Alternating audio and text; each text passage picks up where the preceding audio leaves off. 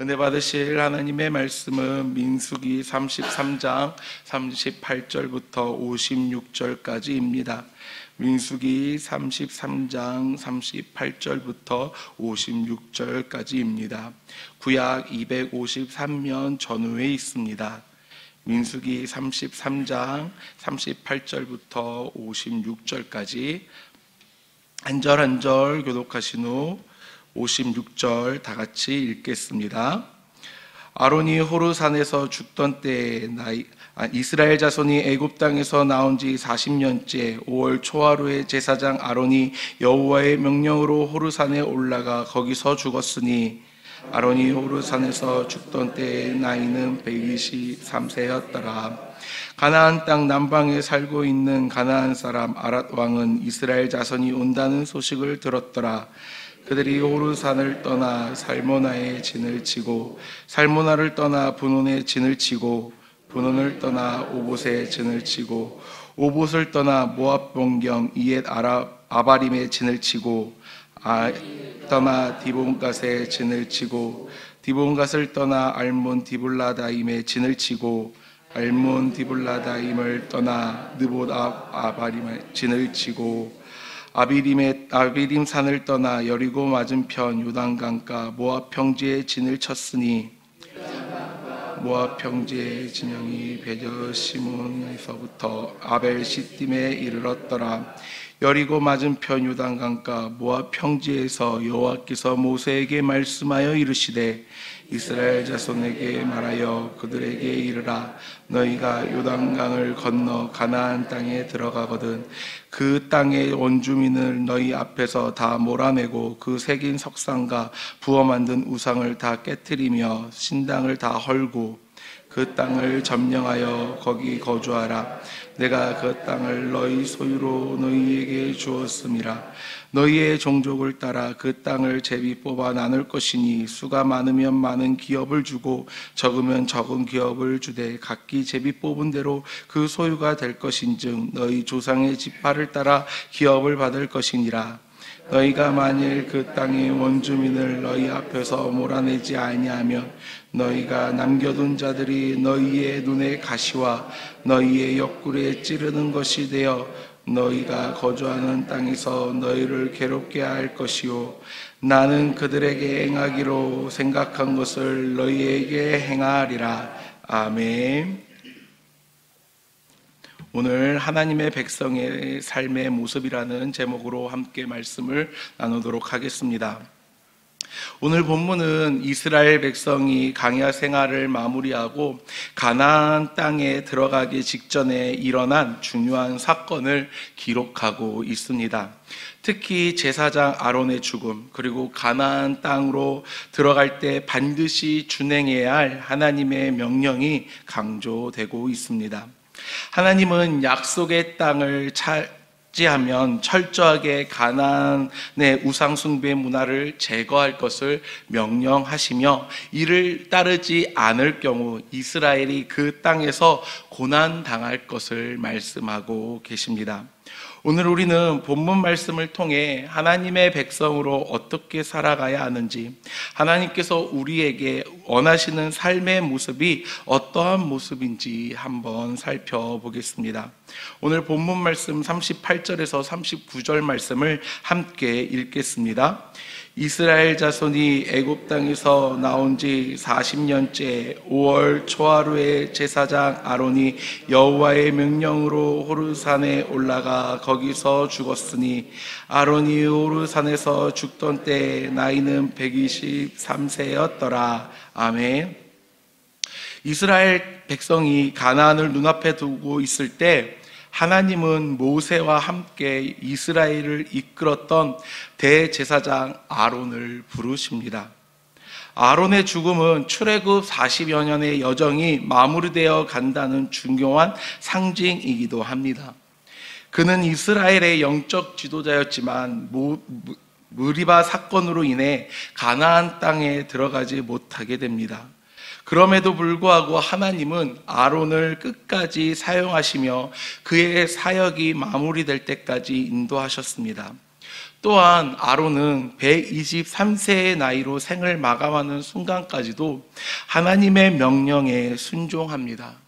우리도 하나님의 인도하심을 살펴보며 끝까지 신뢰하며 끝까지 사명을 감당해야 합니다. 우리의 생명이 하나님의 손에 있음을 기억하고 하나님이 맡기신 사명을, 역할을 성실하게 감당해야 합니다. 아론의 죽음은 매우 중요한 메시지를 담고 있습니다. 바로 세대의 변화입니다. 광야에서의 긴 여정 속에 모세와 아론은 백성의 지도자였지만 하나님은 인간의 생명을 넘어 그분의 언약이 지속돼 가심을 말씀하고 있습니다. 출애굽을 한 순간부터 아론은 하나님이 준비한 땅만을 바라보며 살았습니다. 그 가나안 땅만을 들어가기를 학수고대하고 있었습니다. 하지만 무리바 사건으로 인해 하나님께서는 아론에게 말씀하십니다. 가나안 땅에 들어가지 못할 것이라고. 가나안 땅에 들어갈 것을 고대하며 살아왔던 아론에게 하나님의 말씀은 감당하기 힘든 명령이었으며 그의 가슴을 후벼 파는 뼈아픈 말씀이었을 테지만 그럼에도 아론은 하나님의 말씀에 순종하며 하나님이 맡기신 사역을 감당합니다. 아론이 하나님의 명령을 감당하고 순종할 수 있었던 것은 아론 자신은 가나안 땅에 들어가지 못하지만 그의 아들과 자녀들은, 그의 후손들은 가나안 땅에 들어가 하나님이 주신 그 땅에 살아갈 수 있었기 때문입니다. 자신은 비록 가나안 땅에 들어가지 못하지만 하나님께서는 자신에게 한 그 약속을 세대를 뛰어넘어 이루실 것을 믿었기에 아론은 끝까지 하나님의 말씀에 순종했고 하나님을 신뢰하며 나아갈 수 있었습니다. 아론의 죽은 장소와 시기가 매우 구체적으로 기록되어 있다는 점은 하나님께서 그분의 구속사를 얼마나 치밀하게 이끌어 가시는지를 보여주고 계십니다. 40년이라는 시간은 단순한 시간이 아니라 하나님이 이스라엘을 정결케 하시고 새 세대를 준비하시는 기간이었습니다. 이처럼 하나님은 우리의 생애보다 크신 분이며 우리의 시대를 뛰어넘어 하나님의 뜻을 이루고 계십니다. 그렇기 때문에 우리는 끝까지 하나님을 신뢰하며 하나님의 말씀에 순종함으로 나아가야 합니다. 계속해서 본문 말씀 50절부터 53절까지 함께 읽겠습니다. 여리고 맞은편 요단강가 모압 평지에서 여호와께서 모세에게 말씀하여 이르시되 이스라엘 자손에게 말하여 그들에게 이르라. 너희가 요단강을 건너 가나안 땅에 들어가거든 그 땅의 원주민을 너희 앞에서 다 몰아내고 그 새긴 석상과 부어 만든 우상을 다 깨뜨리며 신당을 다 헐고 그 땅을 점령하여 거기 거주하라. 내가 그 땅을 너희 소유로 너희에게 주었음이라. 아멘.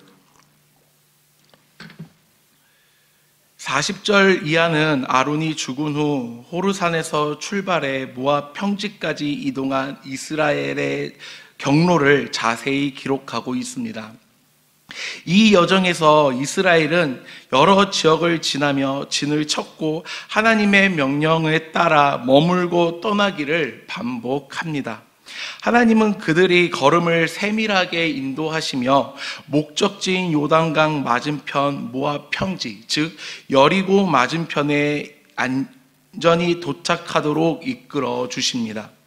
이 과정에서 이스라엘 백성들은 끊임없이 하나님의 인도하심과 돌보심을 경험합니다. 이제 하나님은 가나안 정복에 대한 마지막 지침을 말씀해 주고 계십니다. 그것은 가나안의 주민을 완전히 몰아내고 그들의 우상을 철저히 제거해야 한다라는 것이었습니다.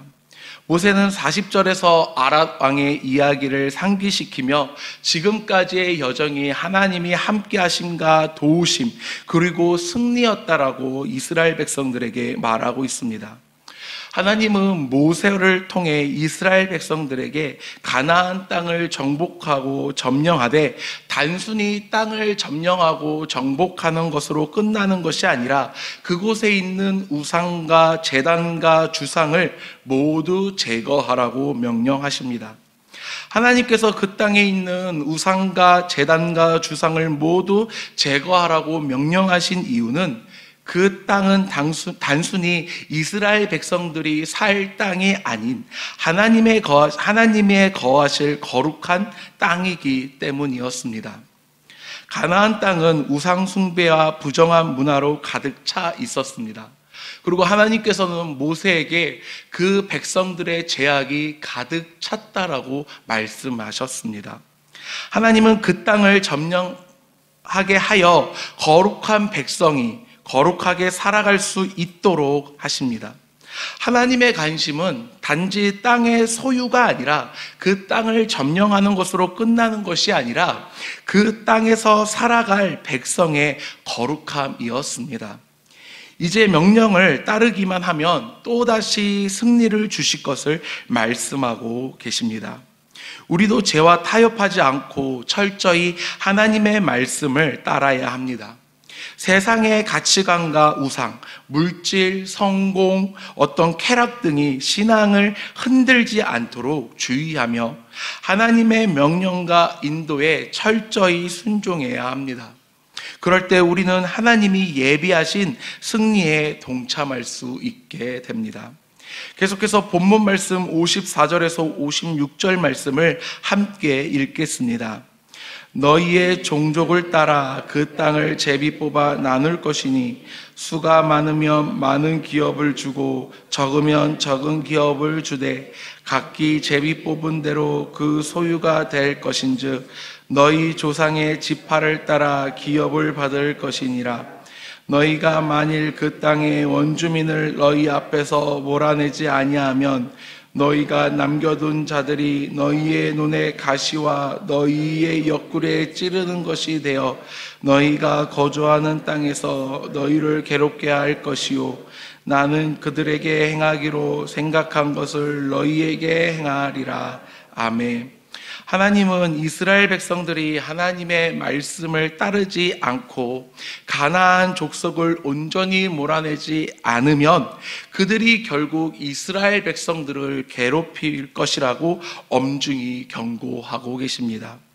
하나님의 명령에 불순종할 때 오는 결과가 얼마나 심각한지를 분명히 보여주고 계십니다. 이방인들을 심판하신 방법을 이스라엘에게도 쓰시겠다라는 것은 하나님의 엄중한 경고입니다. 실제로 이스라엘 백성들은 이후 이 경고를 가볍게 여겼고 남겨둔 가나안 족속으로 인해 지속적으로 고통과 시험을 겪습니다. 그리고 끝내 하나님을 떠나 그들이 섬겼던 우상을 섬기게 됩니다. 이것은 단순한 명령 위반에 대한 하나님의 경고가 아니었습니다. 하나님의 거룩함을 경시할 때 생기는 실질적 결과입니다. 하나님의 명령은 우리를 속박하려는 것이 아닌 참된 생명을 누리게 하시려는 보호 장치입니다. 순종은 우리가 하나님의 백성으로 살아가기 위한 유일한 길입니다. 순종을 미루면 죄는 우리의 삶 속에 뿌리 내리기 시작합니다. 그것은 눈의 가시처럼 마음의 고통처럼 삶의 방향을 어지럽히게 됩니다. 오늘 우리도 삶의 영역 속에서 하나님께 온전히 순종하지 못한 부분이 있는지 돌아보아야 합니다. 눈에 보이는 죄가 아니라 우리가 허용해 버린 작은 불순종이 결국 신앙의 큰 걸림돌이 된다라는 사실을 늘 기억해야 합니다. 말씀을 마치겠습니다. 사랑하는 성도 여러분, 오늘 본문은 단순히 이스라엘의 역사 한 페이지를 기록한 것이 아닙니다.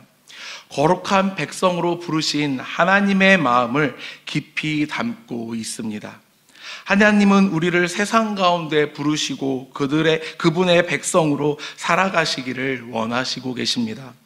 그러기 위해 우리는 세대를 넘어 지속되는 하나님의 말씀에 순종해야 하며 삶의 모든 영역에서 거룩함을 추구해야 하며 불순종의 경고를 무겁게 받아들여야 합니다. 하나님은 우리에게 단지 축복을 약속하신 것이 아니라 거룩한 삶을 통해 그분의 영광을 나타내라고 명령하십니다. 오늘 이 말씀 앞에서 우리의 마음과 삶을 다시 하나님 앞에 드려야 합니다.